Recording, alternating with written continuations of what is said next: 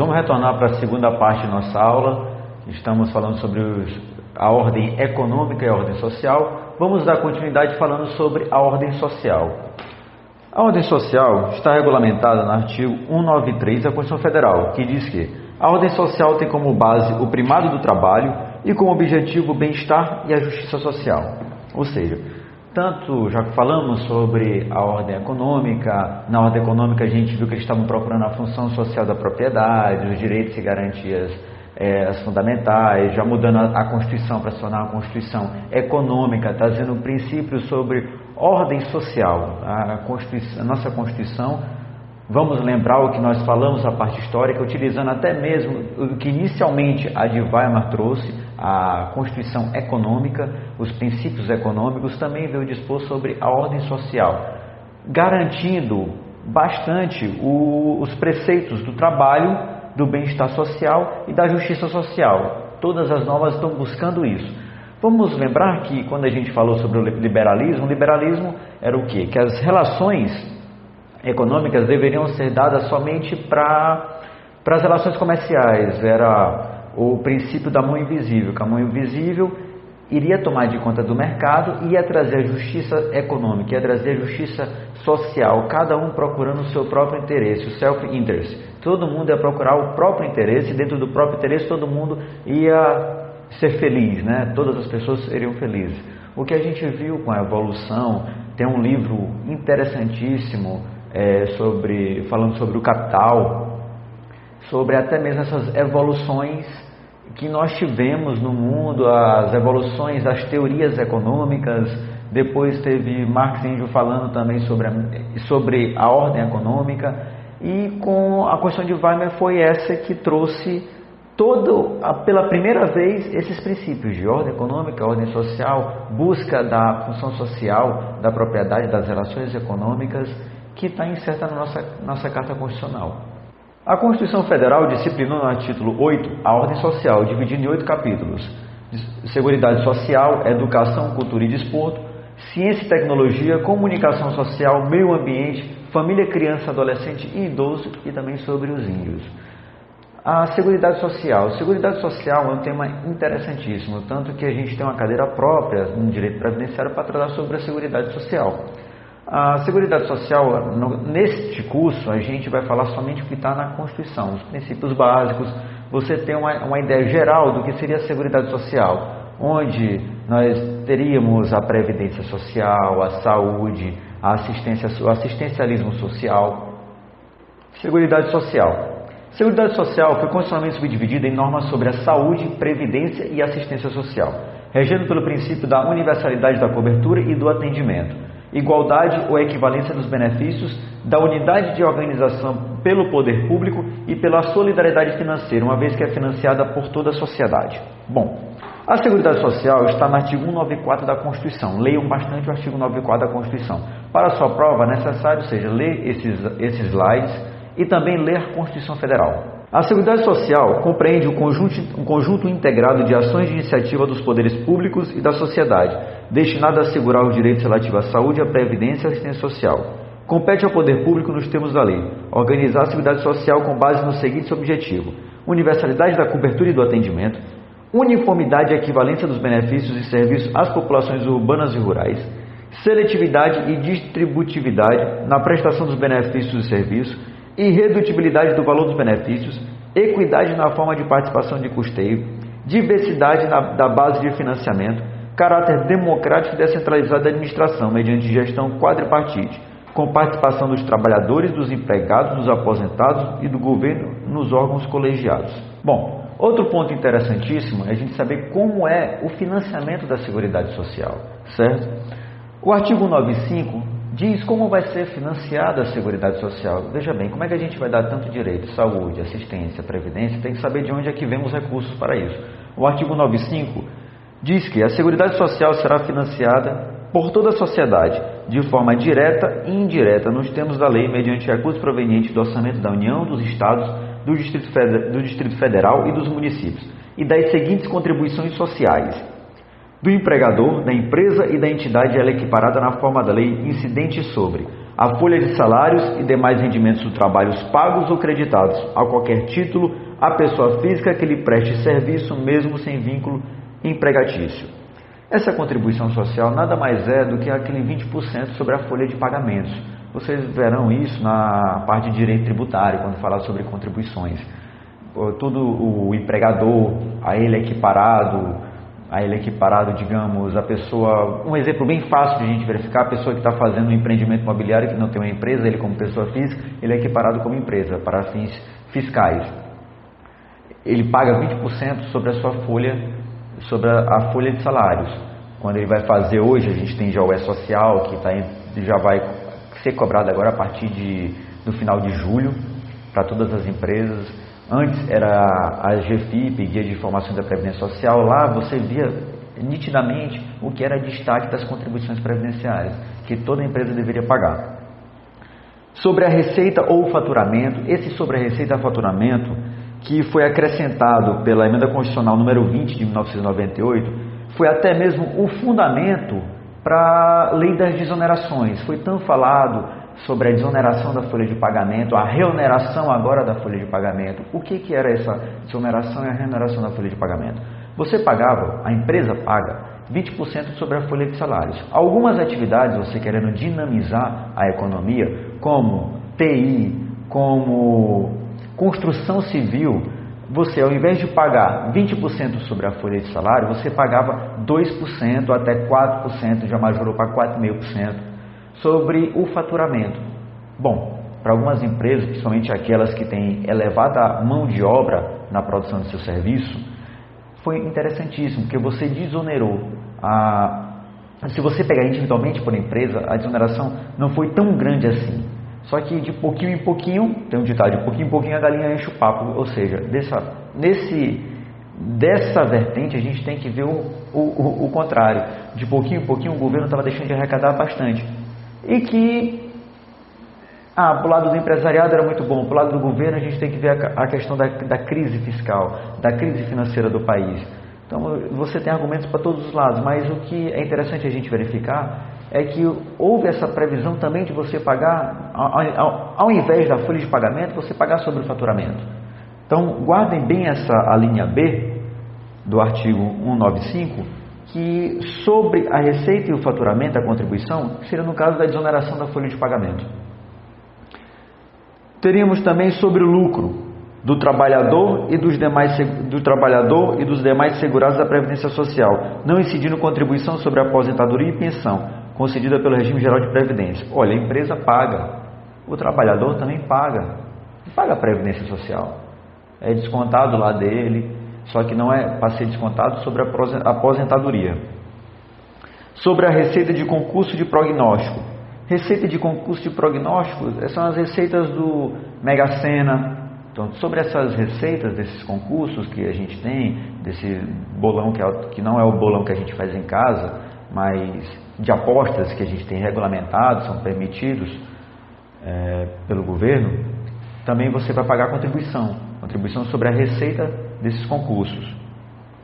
Do importador de bens ou serviços do exterior ou de quem a lei equiparar. No slide está tudo já do que está o que é importante você verificar da Constituição Federal. Gravem bem essas formas de contribuição social, de participação. Quem participa o empregador, participa o trabalhador. O empregador ou ele equiparado, certo? A empresa ou ele equiparado. Bom, que a emenda constitucional número 20 diz que é inadmissível a incidência de contribuição sobre proventos de inatividade e de pensão. Aonde é que está isso? No próprio inciso 2 do artigo 95, do trabalhador e dos demais segurados de Previdência Social, não incidindo contribuição sobre aposentadoria e pensão concedido pelo regime geral de Previdência Social, de que trata o artigo 201. Ou seja, o aposentado, ele não paga contribuição. O aposentado não paga contribuição. A Constituição Federal determina competir ao poder público a organização nos termos da Lei da Seguridade Social, com a observância obrigatória dos seguintes objetivos: universalidade da cobertura e do atendimento, uniformidade e equivalência dos benefícios e serviços a populações urbanas e rurais, seletividade e distributividade na prestação dos benefícios e serviços, irredutibilidade do valor dos benefícios, equidade na forma de participação no custeio, diversidade da base de financiamento, caráter democrático e descentralizado da gestão administrativa, mediante a gestão quadripartite com a participação dos trabalhadores e dos empregados. Esses objetivos, a gente tem que gravar esses objetivos. Todos eles estão no parágrafo único do artigo 194 da Constituição. Vejam bem, todos os nossos slides, todo o nosso material é formado para você acertar a questão no exame de ordem da OAB. Não tem o que você aprofundar vendo decisões de tribunal, salvo nos quesitos que a gente aponte que seja interessante você aprofundar aquele estudo. Do contrário, siga a letra da lei, a letra pura da lei. Entenda a letra da lei, saiba por que ele fez, por que foi feito assim, por que a Constituinte fez assim, e marque o que está na letra da lei. Que o que está na letra da lei, você marcando, é certo que você vai acertar aquela questão. Saúde. A saúde é direito de todos e dever do Estado, garantido mediante políticas sociais e econômicas que visem a redução do risco de doenças e de outros agravos e ao acesso universal e igualitário a ações e serviços para sua promoção, proteção e recuperação, sendo de relevância pública as ações e serviços de saúde, cabendo ao poder público dispor, nos termos da lei, sobre sua regulamentação, fiscalização e controle, devendo sua execução ser feita diretamente por meio de terceiros e também por pessoa física ou jurídica de direito privado. Onde está isso? Constituição Federal, artigo 197, certo? O artigo 196 diz que a saúde é direito de todos e dever do Estado, garantido mediante políticas sociais e econômicas que visam a redução do risco de doença e de outros agravos e ao acesso universal e igualitário às ações e serviços para sua promoção, proteção e recuperação. Então, o acesso à saúde, todas as políticas é para evitar o risco de doenças serem transmitidas. O custeio fica muito mais elevado do que você fazer políticas que evitem a doença. Então, a Constituição, ela primou pela saúde do trabalhador, pela saúde das pessoas, pelos direitos sociais. Tanto é que garantiu para todos o direito à saúde, o acesso à saúde. A gente tem um sistema único de saúde. Muitas pessoas às vezes não têm aquele atendimento, tem que entrar com ação judicial, não consegue aquele medicamento, porque aquele medicamento não está dentro da lista permitidos pelo Sistema Único de Saúde, tem que entrar com ação judicial. Todo aquele fundamento daquelas ações judiciais que a gente vê, passa tanto nos jornais, de medicamentos que não são permitidos e que precisa de uma tutela jurisdicional, medicamentos que não tem no posto de saúde para entregar. Tudo isso, todos os fundamentos, não foge nada, não tem nenhuma discussão que você vai verificar utilizando um direito equiparado com outra legislação. Tudo isso é utilizado na nossa Constituição. Nossa Constituição é a melhor Constituição já criada, a melhor Constituição brasileira. Tanto é que é chamada de Constituição Cidadã. Deu todos os direitos que nós temos, estão assegurados ali, mais até mesmo do que os direitos que hoje temos condição de acessar. Porque a máquina administrativa não consegue fazer com que a gente acesse esses direitos todos, porque ela foi além do nosso tempo. Ela é uma Constituição cidadã. Vê artigo 198 da Constituição. As ações e serviços públicos de saúde integram uma rede regionalizada e hierarquizada e constituem um sistema único, organizado de acordo com as seguintes diretrizes: descentralização com direção única em cada esfera do governo, atendimento integral com prioridade para as atividades preventivas, sem prejuízo de serviços assistenciais, participação da comunidade. O Sistema Único de Saúde será financiado nos termos do artigo 195 com recursos do Orçamento da Seguridade Social, da União, dos Estados, do Distrito Federal e dos municípios, além de outra fonte. A União, os Estados, o Distrito Federal e o município, anualmente, em ações e serviço público de saúde e recursos mínimos derivados da aplicação dos percentuais calculados sobre, no caso da União, a receita recorrente líquida do respectivo exercício financeiro, não podendo ser inferior a 15%. Ou seja, o artigo 198 diz de onde vem o dinheiro.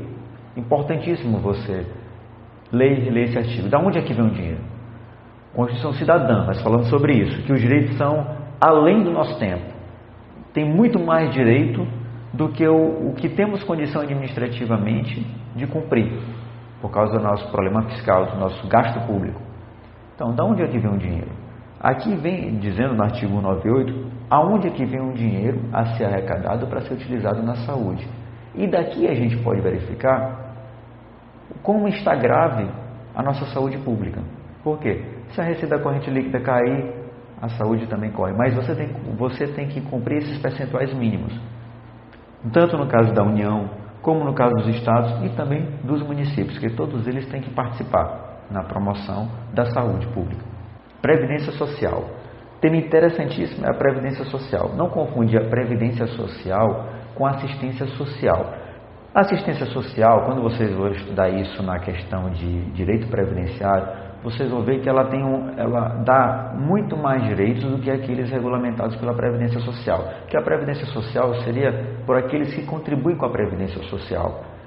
Na Previdência Social, você vai ter um auxílio-doença, você vai ter um auxílio-acidente, você terá aposentadoria por invalidez, por idade, por tempo de contribuição, que houve até suas normas alteradas no último ano. O próprio governo Temer alterou essas normas. Muitas dessas normas realmente precisavam ser alteradas, até por causa do aumento da idade média de vida do cidadão. Tinha muita gente aposentando muito novo e assim, isso é o argumento do governo.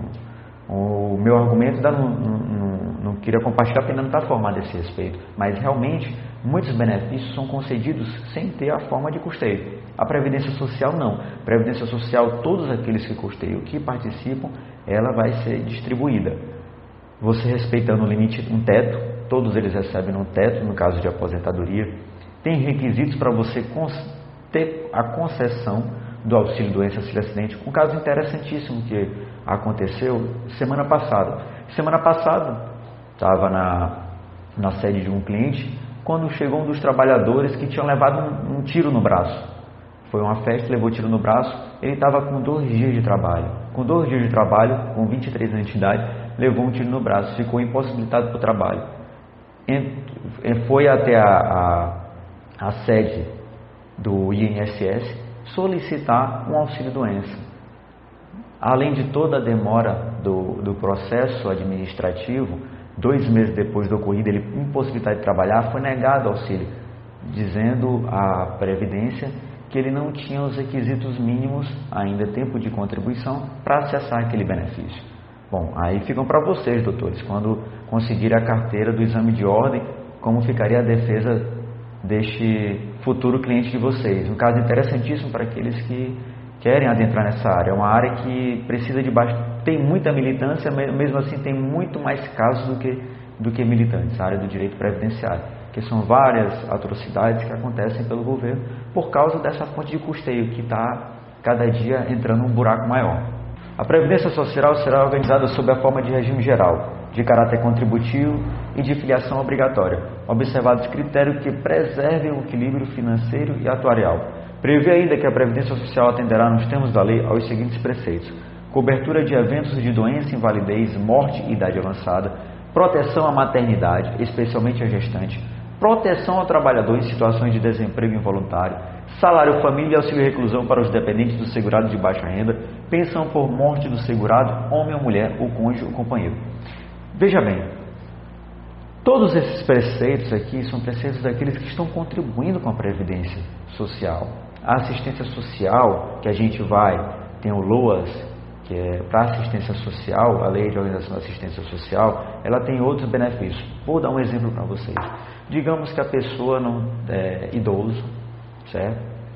Não tem condições de se manter, não contribuiu junto à Previdência Social, a renda familiar per capita dele é inferior a 1/4 do salário mínimo. Como é que essa pessoa vai ficar? Ela vai ficar abandonada, jogada? Ela não contribuiu diretamente, mas ela não contribuiu para a formação do Estado, do Estado Nacional. Então, nós temos o LOAS idade, onde ele, cumprindo certos requisitos, ele receberá um benefício assistencial, diferente da Previdência Social. Na Previdência Social, esse mesmo idoso, cumprindo os requisitos legais de tempo de contribuição, de idade, você receberá aposentadoria.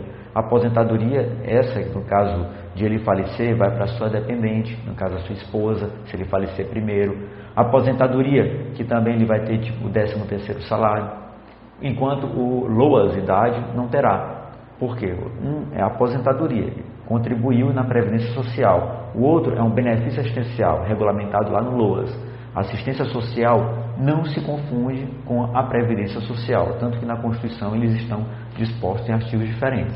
A Constituição Federal prevê, em seu artigo 201, parágrafo 7, que será assegurado, nos termos da lei, a aposentadoria no regime geral de previdência social, desde que obedecidas as seguintes condições não cumulativas: 35 anos de contribuição, 12 se homem, em 30 contribuição se mulher, 65 anos de idade se homem, 60 anos de idade se mulher. Esse 12 é um erro, certo? É 35 anos de contribuição e 30 anos de contribuição se mulher. Vamos até ler o próprio artigo 201, que fica mais fácil de compreender. A Previdência Social será organizada sob a forma de regime geral de caráter contributivo e de filiação obrigatória. Ou seja, o que quer dizer isso? Contributivo, todo mundo contribui para a Previdência Social. Vou dar um exemplo. A contribuição social, ela tem um limite. Não me recordo agora se é R$4.000, mas ela tem um limite de pagamento. Digamos que eu tenho minha CTPS assinada e eu recebo R$10.000. Eu vou contribuir em cima de R$10.000. Aquela pessoa que ela recebe os R$4.000, ela vai contribuir em cima dos R$4.000. Quando eu me aposentar, eu vou receber a aposentadoria no teto. Salvo engano é R$4.000. Não trabalho diretamente na área de direito previdenciário, mas salvo engano é R$4.000. Certifique-se na internet, entra no Google que vocês vão verificar qual é o teto máximo. Ele vai receber o teto. Por quê? Porque ele é contributivo, o sistema é contributivo, todos contribuem para todos. Eu não contribuo com minha previdência, diferente de um regime privado. Quando eu vou para a previdência privada, eu contribuo diretamente com a minha previdência. Eu chego no banco, digo, olha, eu quero contribuir, eu quero receber na minha aposentadoria eu vou viver por 10, 20 anos, eu quero receber R$20.000. Ou não, eu vou viver por 40 anos, mais depois que me aposentar, vou chegar ali aos 110 anos, e eu quero receber o teto máximo que você consegue para eu viver até quando eu falecer. Eles vão fazer um cálculo, vão dar o valor que você vai contribuir e que ele vai retornar, como se fosse uma poupança forçada com uma taxa de administração. Bom, a situação essa está interessante. Eu estava com uns amigos economistas, e eles falando para mim, Yuri, por que tu vai fazer uma previdência privada? Você não entende um pouco de mercado, no mercado financeiro, como funciona? Não perde esse dinheiro com taxa de administração? E você pega, investe em títulos públicos, renda fixa, ou então você vai para uma renda variável no mercado de ações, que parece que vai retornar a aquecer. Pega esse dinheiro e se capitaliza e não perde percentual. Eu fiquei pensando, olha, até que é uma boa ideia. Só que de outra mão eu fico pensando, será que a gente vai ter mesmo esse autocontrole gigantesco, que é dinheiro na mão? É complicado. A gente vai ter esse dinheiro, esse controle para fazer esses investimentos, não se descapitalizar. Então, sempre é bom você ver qual é o seu perfil de investidor. Eu sou um investidor mais agressivo, moderado, eu consigo controlar a posse do dinheiro, eu não vou me apavorar com o dinheiro na mão e querer fazer umas situações, eu vou calcular o que é melhor, quitar aquele débito logo, ou ficar sem aquele débito e deixar mesmo o pagamento parcelado, porque ali está sem juros. Então assim, cada um tem que ver a sua situação e ver o que é melhor. Pois bem, mas vamos voltar para a nossa previdência social. Então, o caráter contributivo, todo mundo contribui com todo mundo. Eu contribuo para o seu, você contribui para o do vizinho, trabalhador. Então, todo mundo vai contribuir, todo mundo vai ter esse ônus, mas todo mundo vai ter aquele bônus. Para alguns, o ônus é muito maior do que o bônus, mas é o nosso sistema, é como ele funciona. E como analistas dizem que está sendo falido. Então, nós temos que verificar se realmente esse sistema é o melhor para o país, é o melhor para gerações futuras, porque tem estudos que dizem que a Previdência não vai ter capacidade de cobrir os que hoje contribuem para os que estão se aposentando.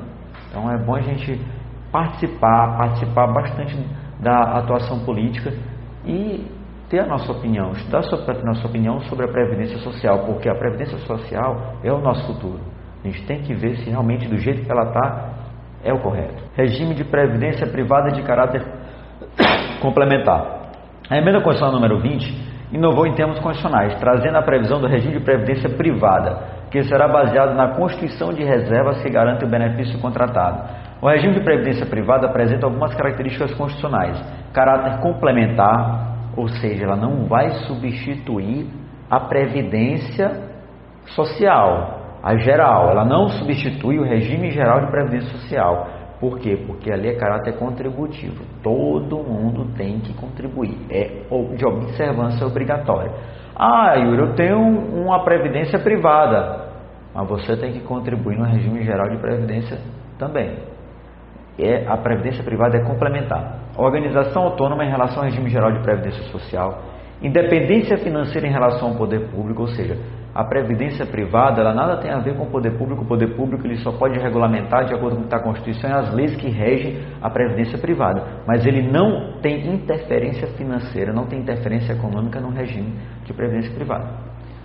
Facultatividade, regulamentação por lei complementar. Existe a lei complementar regulamentando, como eu disse, o governo pode, nem o governo, o Estado, eles pode regulamentar. Através de leis, temos a lei complementar que trata sobre a previdência privada. Ele não administra, ele não entra na organização financeira. E publicidade de sua gestão, tem que ser todos os atos da previdência privada, elas têm que ser públicos. Por isso que os bancos fazem. Assistência social.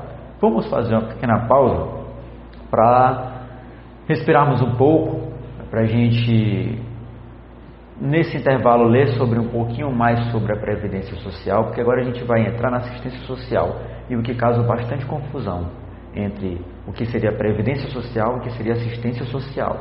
E o que eu já até falei para vocês anteriormente, na assistência social, a previdência social não se confundem, embora possam ter situações parecidas, porque uma tem um benefício de idade, tem um LOA saúde, benefício para aquele que está sofrendo de alguma doença séria e não teve tempo de contribuição. E também a gente tem a previdência social, os auxílios doença, auxílio acidente, aposentadoria por idade. Então a gente tem que saber fazer essa diferença entre ambos.